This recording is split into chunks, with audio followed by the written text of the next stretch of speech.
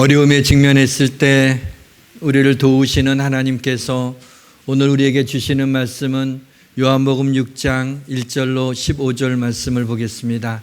신약성경 152페이지 요한복음 6장 1절로 15절을 교독하십니다. 제가 먼저 읽겠습니다. 그 후에 예수께서 디베랴의 갈릴리 바다 건너편으로 가시매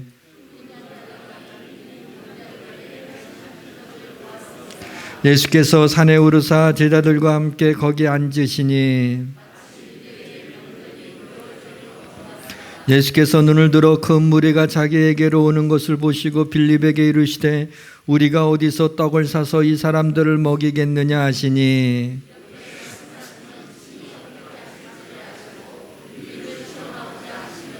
빌립이 대답하되 각 사람으로 조금씩 받게 할지라도 200데나리온의 떡이 부족하리이다. 여기 한 아이가 있어 보리떡 5개와 물고기 2마리를 가지고 있나이다. 그러나 그것이 이 많은 사람에게 얼마나 되겠사옵나이까.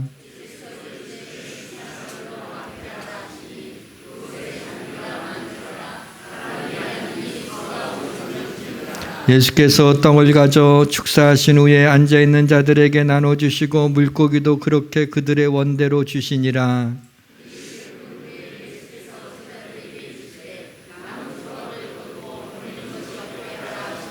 이에 거두니 보리떡 5개로 먹고 남은 조각이 12바구니에 찼더라.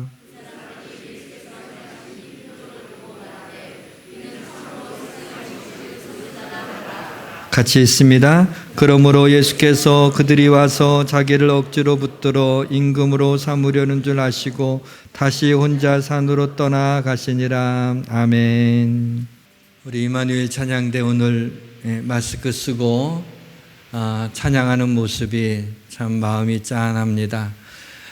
선거 연습을 하지 말라고 해서 방역당국이 선거 연습하지 않고 또 마스크를 쓰고 찬양하라고 그래서 또 마스크를 쓰고 찬양하지만 선거 연습했을 때나 마스크를 벗고 했을 때나 제가 눈을 감고 들었는데 별로 차이가 없는 것 같아요. 우리 하나님께서 임마누엘 찬양대의 이 헌신을 기억하시고 축복해 주시기를 바라고 여러분들이 우리 격려로 박수로 격려해 주시기를 바랍니다. 잠깐 기도하겠습니다. 하나님 아버지, 성령님만 의지합니다. 우둔한 입술에 성령을 부어 주옵소서. 예수님의 이름으로 기도합니다. 오늘 말씀의 제목이 어려움에 직면했을 때라고 하는 제목인데 오늘 새벽에 정말 어려움에 제가 직면했습니다. 저는 보통 토요일 날 좀 밤늦게까지 노트북으로 설교를 다 완성을 하고 이제 주일날 새벽에 좀 일찍 일어나서 집에서 좀 그 말씀을 다시 보면서 묵상하고 말씀을 좀 정리를 합니다. 그런데 말씀을 정리하느라고 이렇게 보고 목이 말라서 물을 좀 떠놓고 있었는데 제가 모니터를 보면서 이 물을 갖다가 마시느라고 탁 했는데 아마 그 노트북에 어디 걸린 것 같아요. 갑자기 물이 확 쏟아지는 거야. 그래갖고 흥건하게 노트북에 물이 들어가서 그 어떡하나 너무 놀래가지고 휴지를 가져다가 막 이렇게 닦았어요. 근데 벌써 전원은 꺼진 겁니다. 다시 켜려고 해도 들어오질 않아요. 이거 드라이기로 좀 말려야겠다. 예전에 핸드폰 드라이기로 말리는 거 본 적이 있거든요. 그래서 또 드라이를 가져다가 막 말렸어요. 그런데 말리고 이렇게 들어보니까 물이 또 주르륵 흐르는 거야. 이걸 들고 나서 해야 되는데 그래서 계속해서 이걸 완전히 말리면 좀 낫겠다 싶어서 드라이기를 세게 가장 뜨거운 걸로 틀어놓고 그냥 있었어요. 갑자기 투닥 소리가 나는 거예요. 그래서 됐나 보다. 전원이 하나님 기적을 일으켰구나 하고 딱 보니까 그게 아니라 자판에 그 위에 있는 그 글자 있는 것들이 투두두 다 떨어져 나가는 거예요. 그리고 그게 막 휘어져요. 얼마나 굉장히 뜨거운가 봐요. 그게 휘어져 나가고 그것까지 못 쓰게 된 거예요. 그것도 말리려다가. 그리고 완전히 전원은 이제 나가고. 그래서 완전히 제가 멘탈이 완전히 붕괴됐어요. 너무 당황스럽고 이거 어떡하나 하고 그것을 좀 빨리 이렇게 준비를 하고 좀 교회 일찍 나왔습니다. 저는 항상 풀 센텐스로 말씀을 준비하거든요. 토시 하나라도 심지어는 예화까지도 전부 다 이렇게 전부 다 이렇게 쳐서 센텐스를 만들어서 그렇게 하는데 이제 그게 다 날아가서 그 전에 제가 미리 프린트 해놓은 거나 이런 게 있으면 모르겠는데 그런 것이 없이 그냥 전부 다 거기에서만 다 기록을 해놨기 때문에 제가 원고 없이 설교한다는 것은 마치 벌거벗은 상태로 칼을 가지지 않고 물맷돌만 가지고 전쟁터에 나가는 그런 느낌이었습니다. 이 시간 하나님께서 제 마음에 다윗의 용기를 주셔서 비록 물맷돌을 가지고 나가지만은 두려워하지 않고 담대히 하나님의 말씀을 전할 수 있도록 도와주시기를 주의 이름으로 축원합니다. 여러분 앞에 있는 숫자를 보고 저 숫자는 뭐지? 아마 그걸 궁금한 분들이 있을 거예요. 이걸 좀 적어 놓으시면 이번 주 로또에 1등으로 당첨할 로또 번호가 아니고 이것은 월요일부터 토요일까지 국내 확진자 숫자를 제가 적어 놓은 겁니다. 6천만 명 중에 이 정도라면은 또 많이 안정화가 되지 않았다라고 생각을 하는데 왜 방역당국은 아직도 유독 교회를 향한 교회를 고위험시설로 지정한 건 아니지만 거기에 준하는 그래서 다른 활동들을 아무것도 하지 못하게 하는 그런 강화된 방역 대책을 왜 교회에만 이렇게 하는지 저는 지난주에도 얘기했지만 아직도 그 의문이 잘 풀리지 않았습니다. 물론 저는 우리나라 정부와 방역당국이 아주 좀 선제적으로 방역을 잘 한다고 생각합니다. 그리고 우리 의료진한테도 감사하는 마음은 지금도 변치 않습니다. 거기에 대한 고마움을 가지고 대한민국 국민이라는 것에 대한 자부심도 느낍니다. 그럼에도 불구하고 교회를 향한 또 너무나 깊숙이 손을 들이미는 것을 보면서 근데 제가 어떻게 할 힘이 없는 거예요.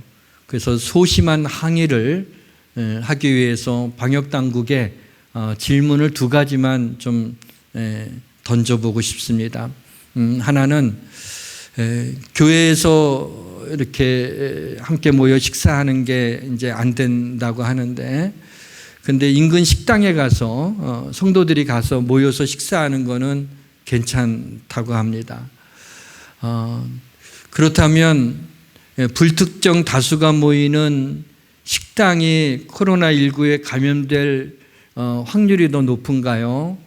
아니면은 다 열두제고 마스크도 쓰고 이렇게 해서 들어온 우리가 잘 아는 우리 성도들 만약에 조금이라도 증상이 있으면은 교회를 생각해서 나오지 않는 그 성도들이 모여 함께 식사하는 게 더 위험한가요?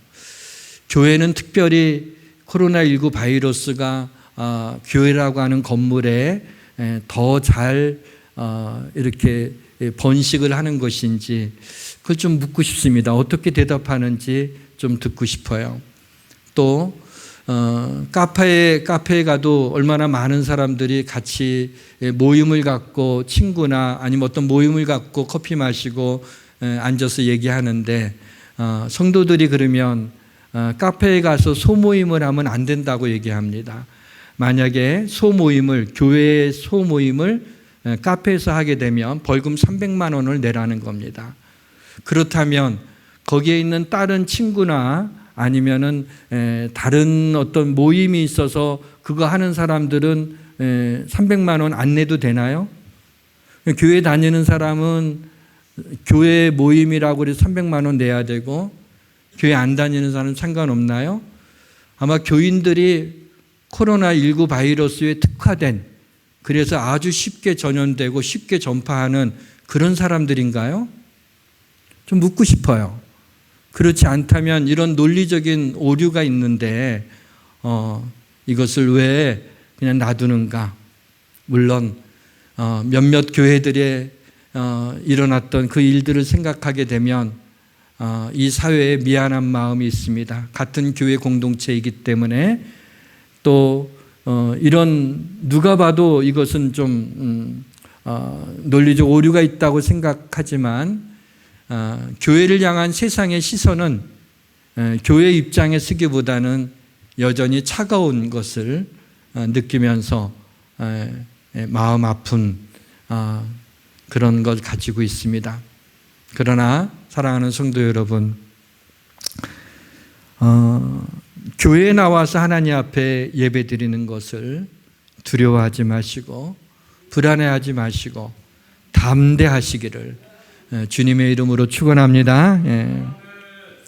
마스크를 쓰고 예배 드리는 것이 얼마나 답답합니까? 잠을 이루지 못하고 밤새 뒤척이면서 하얗게 밤을 새우면 얼마나 불안하고 얼마나 염려가 있으면은 또 그런 일들을 만나게 됩니까? 삶을 압도하는 어려움에 직면해 있을 때 얼마나 힘든지 모릅니다.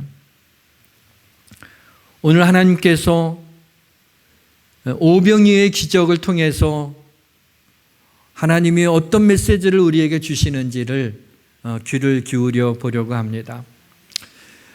옛날에 어떤 왕이 어느 마을을 갔는데 마을 어귀에다가 사람이 좀 이렇게 힘을 쓰면 들 수 있을 만큼의 무게의 돌을 마을 어귀의 가운데다가 그 돌을 딱 놨어요. 그러니까 이제 쉽게 옮길 수는 없고 좀 이렇게 힘을 써야 옮길 수 있는 돌입니다.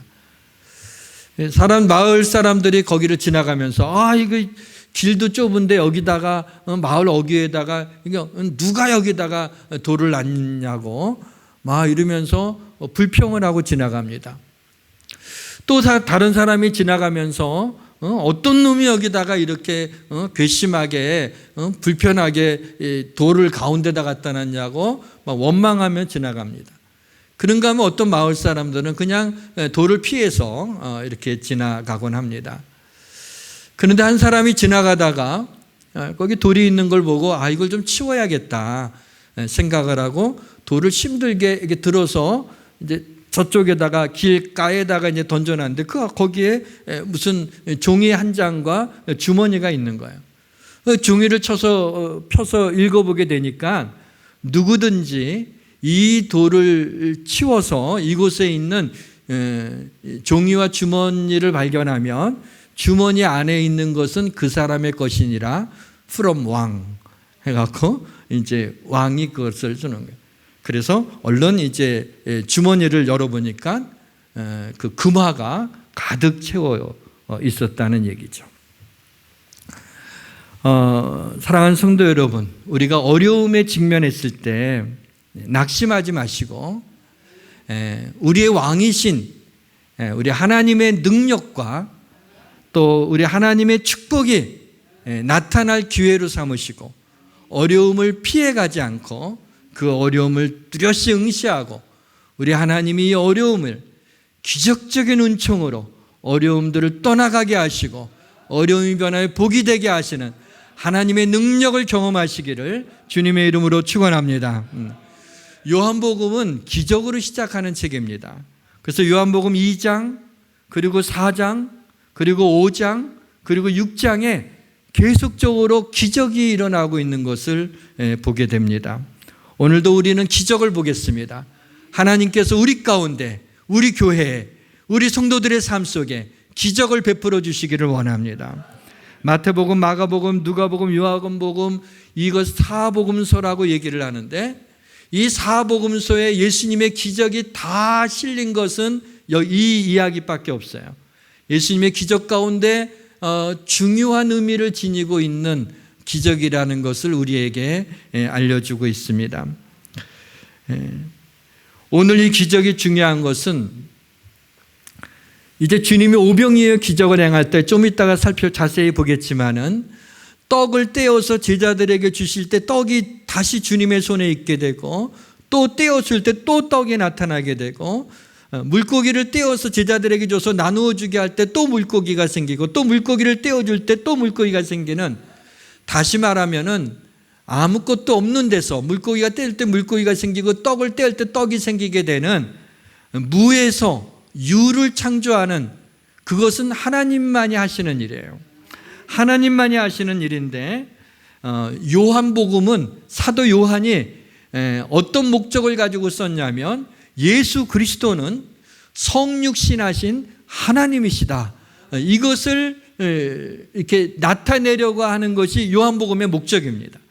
그러니까 이 오병이어의 기적 가운데 나타난 예수 그리스도는 우리는 신기한 눈으로 바라보지만 우리의 포커스, 스포트라이트는 거기에 비춰져 있는 게 아니라 예수 그리스도에게 비추고 있는 거예요. 예수 그리스도가 바로 하나님이시라는 것을 우리에게 보여주는 그와 같은 기적이기 때문에 어떤 병을 고치고 어떤 다른 기적이 일어나는 것하고는 좀 결이 다른 그와 같은 중요한 기적 이야기인 것입니다.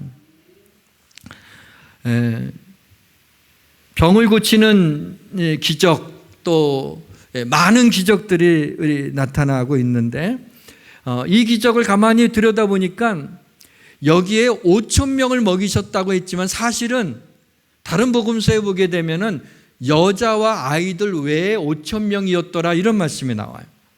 그러니까 적어도 한 15,000명 이상은 되는 거죠. 15,000명에서 2만 명가량 되는 사람들이 거기에 있었는데, 마태복음, 마가도 기록했고 마태도 기록했고 누가도 기록했고 요한도 기록했는데, 이들이 기록한 이 글이 당시에 글이 나와 있었단 말이죠.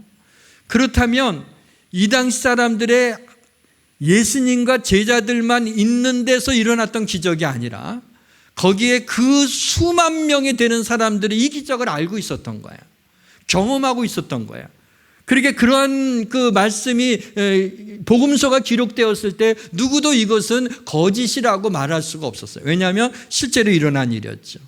그러니까 이 수많은 사람들이 이 말씀이 주님이 이런 일을 행하셨다는 것에 대한 증인이 되고 있다는 것을 볼 수가 있습니다. 본문 3절에 보게 되면 주님이 산으로 올라가셨다고 표현되어 있는데, NIV 성경에 보게 되면 시사이드라고 나와 있어요. 사실은 갈릴리 호숫가에, 거긴 산이라기보다는 작은 언덕이었어요. 구릉이었어요. 주님이 올라가 앉으시고 그 많은 사람들이 이제 잔디가 깔려 있는 해변가에, 그 호숫가에 다 앉아 있었던 겁니다. 원래 예수님께서 병을 고치시니까 많은 사람들이 너무 놀라죠.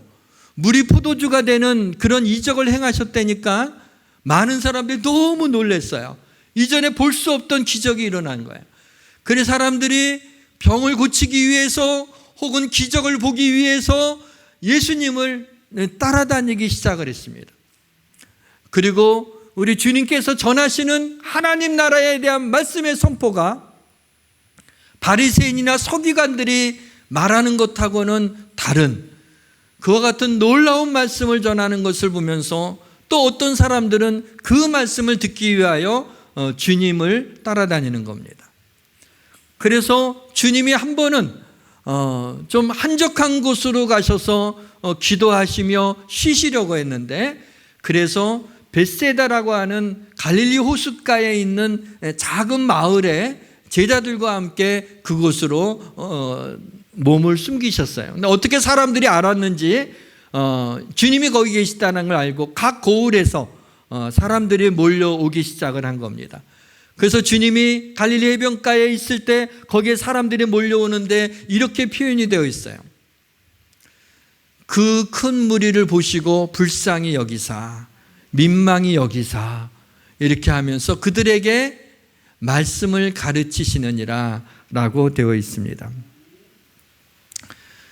이제 언제부터 사람들이 모여들어서 주님이 하나님 나라에 대한 말씀을 선포했는지는 알 수가 없지만은, 그게 아침부터인지 점심때부터인지는 모르지만은 어쨌든 꽤 시간이 흐른 다음에 이제 날이 저물었습니다. 때가 저녁 때가 되어서 사람들이 다 시장한 것을 느끼기 시작할 때 제자들이 예수님한테 말씀하죠.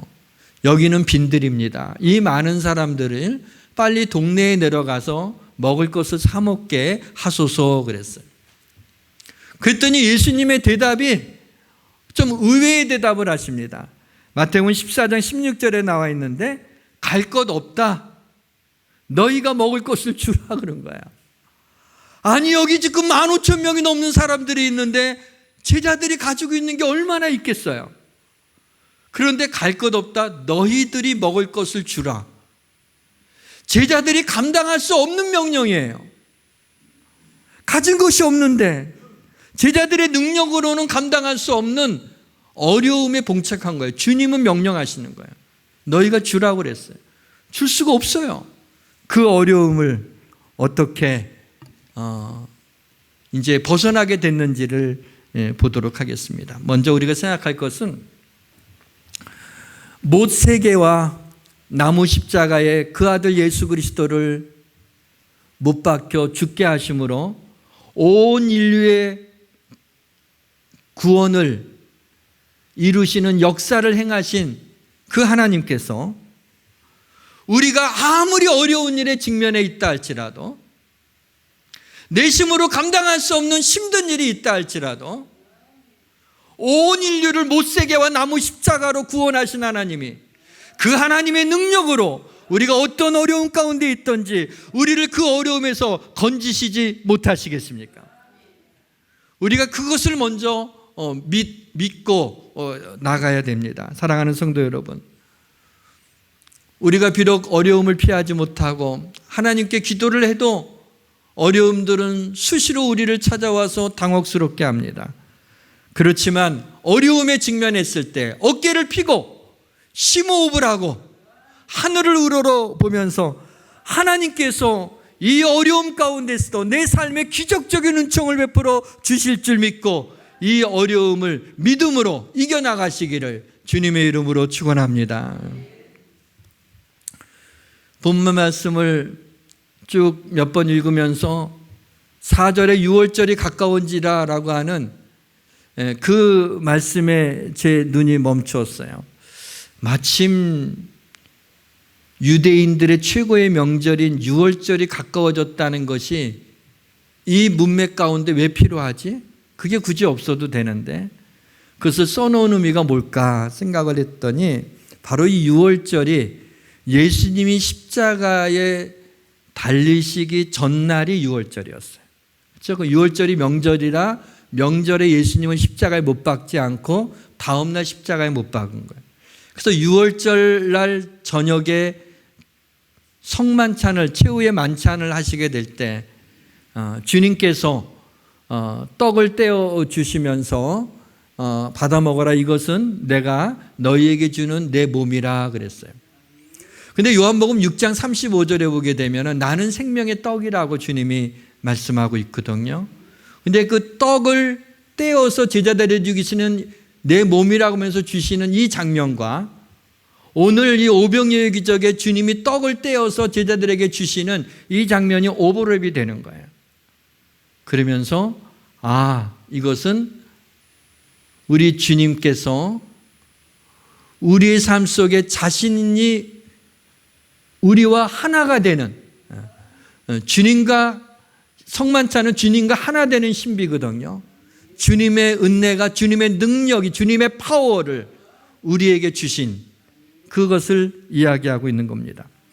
그리고 본문 12절에 그들이 배부른 후에라고 시작돼요. 전에는 이 말씀을 좀 깊게 읽지 않을 때는 기적을 많이 행해서 사람이 배부르게 먹었구나. 그리고 남은 강주리가 12강주리가 되었다니 막 넉넉하구나. 그래서 배부른 후에라고 하는 이 말씀이 그렇게 이렇게 그냥 지나칠 수 있는 말씀이었는데 이 말씀을 보면서 이것이 생각났어요. 뭐냐면 하나님 앞에서 먹는다라고 하는 표현은 하나님과 함께하고 하나님이 복을 주신다고 하는 의미가 담겨져 있는 거예요. 한번 띄워주세요. 신명기 12장 7절 말씀입니다. 우리 한번 같이 읽어보도록 하겠습니다. 거기 곧 너희의 하나님 여호와 앞에서 먹고 너희 하나님 여호와께서 너희 손으로 수고한 일에 복 주심으로 말미암아 너희와 너희 가족이 즐거워할지어다. 아멘. 여기서 보게 되면 너희 하나님 여호와 앞에서 먹고 그랬죠. 하나님 앞에서 먹는다는 표현. 그러면 우리 하나님께서 뭐예요? 너희 수고한 모든 일에 복을 주시겠다. 하나님 앞에서 먹을 때 하나님이 복을 주신다. 그리고 너희와 너희 가족들이 즐거워할지어다 라고 말씀하고 있어요. 지금 예수 그리스도는 무엇을 얘기하고 있죠? 바로 예수 그리스도는 하나님이시다라는 것을, 이게 메시지를 얘기하고 있는 거예요. 주고 있는 거예요. 그러면 하나님이신 예수 그리스도 앞에서 그 수많은 사람들이 그 작은 물고기 2마리와 떡 5덩어리를 가지고 거기서 배부르게 먹고 있는 가운데 바로 여호와 하나님 앞에서 먹고 있을 때 하나님이 바로 하나님이 복을 주시고 그리고 너희와 너희 가족이 즐거워하리라 라고 하는 은혜를 베푸시고 있는 것입니다. 사랑하는 성도 여러분, 우리는 이 시간에 생명의 떡이신 예수 그리스도의 말씀을 먹고 있습니다.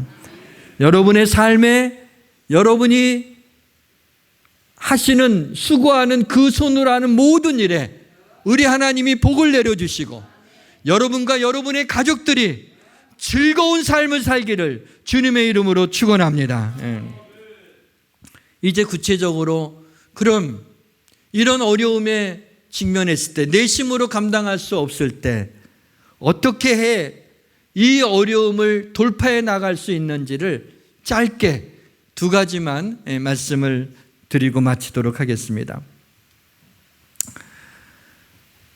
저는 말씀을 보다 보면은 좀 이렇게 상상을 좀 이렇게 하게 되는데, 거기에 그 15,000명에서 20,000명가량이나 되는 그 많은 사람들이 거기 앉아 있는데 주님이 어느 시간에 그 떡을 떼고 암만 빨리 하더라도 말이야 몇 시간 걸렸을 것 같은데 그렇게 하시지 말고, 어차피 하나님이시니까, 그렇죠? 하나님의 능력으로 못하실 일이 없으시니까 이렇게 하시면 어땠을까?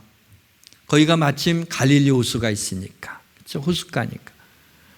여러분, 주님이 베드로한테 네가 나가서 깊은 데 가서 그물을 던지라 그럴 때 베드로가 밤이 맞도록 수고하였지만은 한 마리도 잡지 못했습니다. 그러나 말씀에 의지하여 내가 그물을 내리리다라고 그물을 내렸더니 너무 고기가 많이 잡혀서 들 수 없을 지경이 됐다. 그런 말씀이 있잖아요. 그러니까 주님께서 말씀하시면 갈릴리에 있는 고기들이 한꺼번에 집합 그래갖고 모여갖고 거기 그물 속에 들어갔단 말이죠. 그런 하나님이시라면, 그런 주님이시라면 갈릴리 호숫가에 물고기들에게 명하여 너희들이 튀어올라서 육지로 떨어져라. 그러면 거기 있는 수많은 물고기들이 육지로 막 바닥하면은 거기에 있는 사람들 앞에 머리 위에 떨어지면은 그 물고기, 싱싱한 물고기를 잡아서 그걸 먹을 수 있지 않았을까? 회 떠먹지 않았을까? 그러면은 좀 편하실 것 같은데. 또 떡도 광야 생활을 할 때 만나를 하늘에서 비같이 내리셨다고 표현하고 있거든요. 그러면 그렇게 내리시는 하나님이 떡도 만나를 비같이 내리듯이 그 하늘에서 비같이 떡을 내려주시면 그 많은 사람 나눠줄 필요도 없이 얼마나 좋을까. 그런데 그렇게 하지 않으셨어요. 왜 그랬을까요? 여기에 주님이 너희가 먹을 것을 주라 그럴 적에 제자들이 먹을 것을 찾으러 다니는 거예요. 근데 아무도 내놓지를 않아요. 그 많은 사람 가운데 먹을 게 가지고 온 사람이 있었을 텐데. 근데 한 작은 아이가 먹을 게 있냐 그랬더니 여기 있습니다라고 하고 보리떡 5개와 물고기, 작은 물고기 2마리를 갖다가 내놔. 이거는 그 당시에 도시락이었어요. 주식이었습니다. 그러니까 아이 거니까 물고기가 작은 물고기겠죠. 어떻든 작은 물고기 2마리와 떡 5덩어리를 갖다가 주죠. 여기 있습니다. 그걸 가지고 안드레에게 주님 앞에 가게 됩니다. 그것이 주님의 손에 들리우게 될 적에 주님이 축사하시고 떼어주게 될 때 거기 있는 사람들이 다 배불리 먹고 남을 정도의 그와 같은 기적이 일어나게 된 것입니다. 사랑하는 성도 여러분, 어떻게 우리에게 직면한 어려운 문제를 해결할 수 있을까요? 내게 있는, 주님이 내게 주신 아주 작은 거라도, 아주 보잘것없는 능력이라도 그것이 주님의 손에 들리우게 될 때, 주님이 그것을 사용하시게 되면 그 작은 떡으로, 그 작은 물고기로 거기에 있는 수만 명을 먹이시는 기적적인 은혜를 우리 하나님이 베풀어 주신 것과 같이 우리의 삶 속에 어려움이 닥쳤을 때 내가 비록 감당할 능력이 없지만 하나님이 내게 주신 것이 무엇인가 생각하고, 적어도 여러분들이 공통적으로 가지고 있는 건 있어요. 믿음이죠. 그 작은 믿음을 가지고 주님의 손에 쓰임받기를 원합니다라고 드리게 될 때, 주님의 손에 들리우게 될 때 이와 같은 기적적인 은혜가, 기적적인 은총이 우리의 삶 속에 나타나서 모든 어려움들을 이겨나갈 수 있음을 믿으시길 주의 이름으로 축원합니다. 또 하나가 있다면, 오늘 이 말씀에서는 그냥 떡을 떼어 떡을 가져다 축사하신 후에라고 되어 있죠. 오늘 본문에 축사하신 후에. 근데 마태복음, 마가복음, 누가복음에는 동일하게 이렇게 기록되어 있습니다. 하늘을 우러러 축사하시고, 이렇게 다 하늘을 우러러 축사하시고. 축사라고 하는 것은 gave thanks예요. 하나님 앞에 감사드린 거예요. 그래서 그 떡과 물고기를 들어서 하나님께 감사했을 때, 그때부터 기적이 일어나게 된 거죠. 떼어주면 또 나고, 떼어주면 또 나고, 부흥회 때 이거 하면 떼어주면 또 나고, 아멘, 아멘, 아멘, 그러죠. 뭐, 난 부흥사는 아니니까 그럴 필요는 없어. 떼어주면 또 나고, 떼어주면.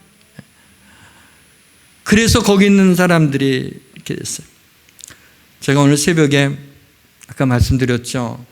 물을 엎질르는 그런 실수를 해서 너무 당황했습니다. 당황해서. 어떻게 하나, 나는 이거 원고 없으면 안 되는데, 우리 리더들한테도 그거 다 준비해 놨는데 나눠줄 거 이제 아무것도 없는 거예요.